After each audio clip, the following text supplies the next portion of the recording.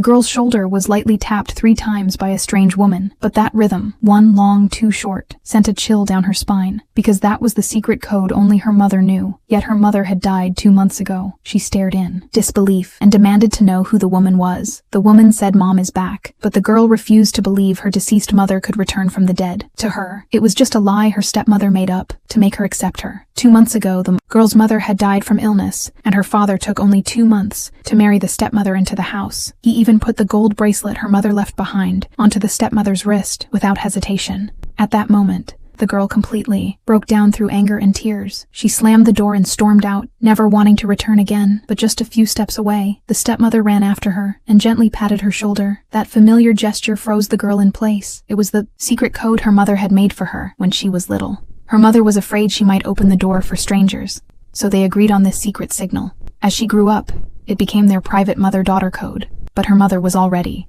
gone. No one else could have known it. She ran home in a panic, her mind filled with wild thoughts. Her mother was clearly dead, so why did her stepmother's gaze, her tone and movements all feel exactly like her mother's? But soon she dismissed the idea as absurd, thinking she must just miss her mother too much, and her mind was playing tricks on her. The next day on her way to work, she kept feeling someone was following her. She quickened her pace, turned a corner, and saw that same woman staring at her from a distance. To uncover the truth, she invited her stepmother to a cafe. The stepmother naturally added honey to her coffee, and that stunned the girl again. Even the way she frowned at the first sip was identical to her mother. It made her start to wonder if the woman before her really was her mother. To test her suspicion, the girl carefully asked if the stepmother knew about her mother's past. Unexpectedly, the woman described everything in detail, even how her mother had ignored her parents' objections to marry the girl's father, only to suffer endless mistreatment from his family. At that moment, the girl finally believed that the woman before her was her mother. Her longing overcame her, and she hugged the stepmother tightly. Then she asked why her mother would return from death and appear under a new identity. But the stepmother didn't explain everything. She only said she would tell her the full plan one day. Then she asked the girl to go to a hospital to retrieve her old medical records, since only direct relatives could access them. And now the only person she trusted was her. The girl agreed without hesitation, and swore she would never reveal the secret of her mother's rebirth. That night, her father came home, surprised to see that the daughter who once rejected the stepmother was now laughing and chatting with her, as close as real mother and daughter. He thought his daughter had finally come around, and secretly felt relieved. A few days later, the stepmother handed the girl a trust contract, saying it held a huge fortune left by her mother that only a direct relative could withdraw. She wanted the girl to transfer the money into her account. The girl was confused. Why move the money? But the stepmother said she was planning something important and would reveal the truth in time. Trusting her mother completely, the girl went straight to the bank, but when the clerk checked the ID, he told her this woman wasn't her mother. Still, she insisted on transferring the money. Afterward, she happily went to find her stepmother.